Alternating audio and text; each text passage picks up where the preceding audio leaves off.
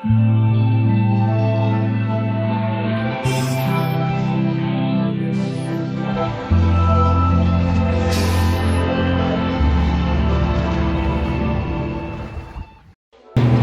naman tayo sa ilalim ng kubyerta, kung saan iba't ibang tagpo ang masasaksihan gawa na nandito ang karamihan sa mga pasahero.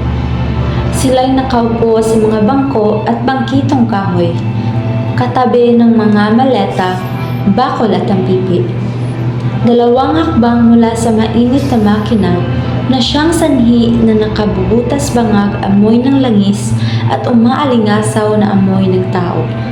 Lahat sila ay abala sa iba't ibang bagay, tulad ng pagninilay sa tanawin, paglalaro ng baraha at pakikipagkwentuhan, gaya na lamang nila Basilio at Isagani. Hay, gaya pa rin dati si Kapitan Tiago, ayaw mong pagamot kahit kanino man. Kaya't pinuntahan ko sa San Diego, ngunit mas gusto pa lamang na mapag-isa para magamit ng mga opyo. Tunay ang salot ng modernong panahon ang opyo. Kahit alam ng mga matatanda ang kasaysayan ng opyo, hindi pa rin nila ito nabuso. At habang naging popular ang klasikong pag-aaral ng opyo, ang opyo ay isa lamang medisina. At alam naman natin na ang mga insek na hindi marunong mag-Latin ang lubos at maninigarilyo na opyo. Kung ihahandog lamang ni Kapitan Tiago kung si Cicero tungkol naman sa Akademya ng Wikang Kastila, sinisiguro ko sa inyo na hindi ito maisa sa katuparan. At sa katuparan po, senyor, mga po si Padre Irene, nariregaluhan namin siya ng isang par sa kastanong kabayo. Siya ay magkikipagkita kay Kapitan General. Hindi iyon mahalaga dahil sasalungat pa rin kayo ni Padre Sibilia. Hayaan niyo siya sumalungat. Nandito siya sa Pacor, kung saan itutungo sa Los Baños, kung saan naroon ang Kapitan General. Oo, nauunawaan ko. Ngunit tanong ko lamang ay, saan naman kayo kukuha ng pondo? Meron din kami, senyor. Bawat estudyante ay mag-aambag ng ₱1. Subalit, paano naman ang mga propesor? Meron din kami, senyor. Bawat estudyante ay mag-aambag ng ₱1. Subalit, ang tanong ko lamang ay, paano naman ang mga propesor? Mayroon na po, kalahating mga Pilipino at kalahating mga Kastila. At ang gusali? Si Makariag, si Mayang Makariag, pahihintulutan kaming gamitin sa isa sa kanyang mga bahay. Nauunawaan ko.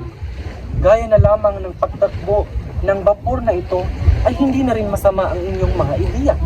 Yaman din lamang na hindi kayo masyadong mahusay sa pagsalita ng Latin ay inyong pag-aaralan ang magkastila man lang. Yan ang patunay na paurong ang ating pag-usap. Noong panahon namin ay natuto kaming mag-Latin sapagkat ang mga aklat ay nakalimbag sa wikang Latin. Ngayon naman ay nakalimbag ang inyong mga aklat sa wikang Kastila. Ngunit, hindi naman ito ang wika na ginagamit sa inyong pagtuturo. Hay, etas pareciyong pehor, tolet aves los mejores.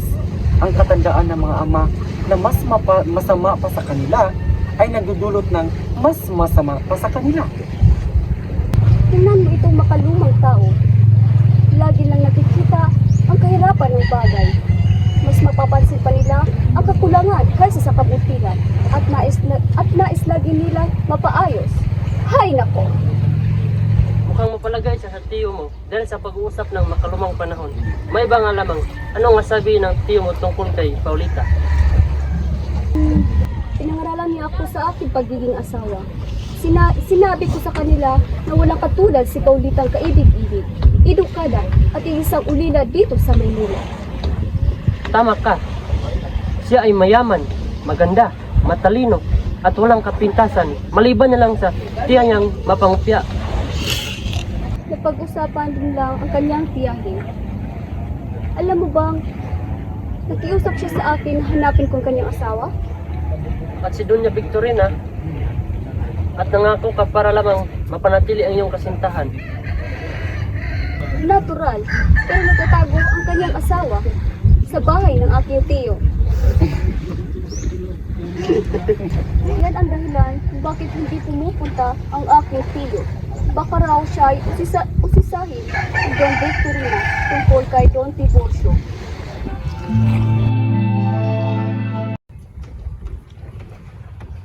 Kamusta Basilio? Bakasyon mo na ba? Ang Maginoo ba ay iyong kababayan? Kamusta naman ang iyong buhay sa lalawigan? Bakit? Hindi ba kayo pamilyar dito? Paano ko naman malalaman kung hindi pa ako nagtutungo doon? Nasabihan lang ako na mahirap ang mga tao doon kaya hindi sila bumibili ng alahas. Hindi kami bumibili ng alahas sapagkat hindi namin ito kailangan. Teka, huwag kayong magalit mga binata. Ngunit naisip ko lamang na ang lahat ng parokya ay hawak ng mga Fraile Indian. At ang mga Franciscano ay kontento sa mahirap na pagkukurahan. So nga pala mga binata, hindi kayo uminom tayo ng alak para sa ikaunlad ng ating lalawigan. Maraming salamat po senyor, ngunit hindi kami umiinom ng alak. Mali ang iyong ginagawa. Ang alak ay nakakabuti sa katawan. Sabi nga ni Padre Camura, ang nakakawalang gana ang labis na pag-inom ng tubig. Mabuti. Sabihin mo kay Padre Camura na kapag uminom siya ng tubig sa balit na alak o serbisa, marahil maraming nakikinabang at hindi pagkaakabalahan ng mga sabi-sabi. Sabihin ninyo sa kanya na ang tubig ay matamis at maaaring inumin. Nilulod nito ang alak o serbesa at pinapatay ang apoy. Kapag pinainitan ng tubig, ito ay nagiging singaw. Magandang sagot, ngunit nangangamba ako na tanggapin ni Padre Camura bilang biro at tanungin niya ako kung kailan naging singaw ang tubig at nagiging dagat. Pag nainitan nito ang apoy ang tubig, magiging singaw ito. Magiging dagat. Ito kapag maliit na hiwa-hiwalay na ilog ay pagsasamang pagkilos ng tadhana, bunga ng paghukay ng mga tao. Hindi, Senyor Simon. Higit na sipiin at tungtula ng aking kaibigan na sa Isagani.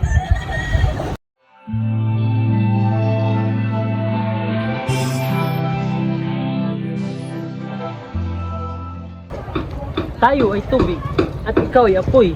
Animo, sapagkat nais mo ito, kaya't hayaan mo ito. Tayo ay namuhay na magkasama. Ang apoy ay kailanman hindi tayo nagkatagpo. Pagsulong, buhay, liwanag, at pagkilos. Pangarap, ngunit ang makina ay pundit lang ng magkabanggaan. Ngunit kukunin ko muna ang serbesa. Ano ang nangyari sa iyo?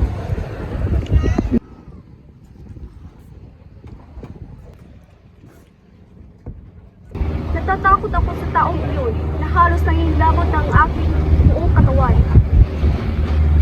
Sinisiko na kita pero hindi mo pa rin ako pinapansin. Hindi mo ba alam na tinatawag nila yun na isang kayumanging kardinal? Ha? Ano? Ano maging kardinal? O kaya itim na kabunyian ang gusto mo? Ha? Hindi kita maintindihan. O sige, ganito lang yun. Si Retsilio ay may tagapayong na unggoy na tinatawag na abuhing kabunyian. Si Senyor Simon naman ay may tagapayo ng Kapitan General. Ano? Talaga? Totoo ba sinasabi mo? Hay, gaya ng narinig ko, kung sino pa pinupuri, siya nakaharap sa kanya, ngunit patalikod na nagsasalita laban sa kanya. Inibititan niya rin ba si Kapitan Tiago? Wala nang dumating siya, itinuturi na siyang kariban at para sa mana. Alam ko makipagkita kasi siya kay Kapitan General tungkol sa akademiyang wikang Kastila. Napatawag ko kayo ng iyong tiyuhin na si Padre Florentino. Isa sa mga bangko sa likurang bahagi ng kubyerta, kabilang ang ibang pasahero, ay nakaupo si Padre Florentino na nakatitig sa tanawin. Natatangi siya sa katutubong pari dahil wala siyang bisyo at mapagkumbaba sa karamihan. Naging malungkot ang kanyang karanasan sapagkat hindi niya ginustong pumasok sa seminaryo. Sinunod lamang niya ang kahilingan ng kanyang ina. Siya ay nagmula sa isang mayamang pamilya na taga Maynila, ngunit kailanman ay hindi niya naramdaman ang pagpaparing bukasyon. Ngunit dahil sa matinding pagkakainigan ng kanyang ina sa arsobispo, ay tuluyan siyang naging pare sa gulang na 25. Dahil dito ay nagpakasal sa iba ang babaeng kanyang pinakamamahal. Nagretiro siya na sumiklab ang kaguluhan at mula noon ay namuhay siya ng payapa sa baybayin ng Dagat Pasipiko kasama ang kanyang pamangking si Isagani.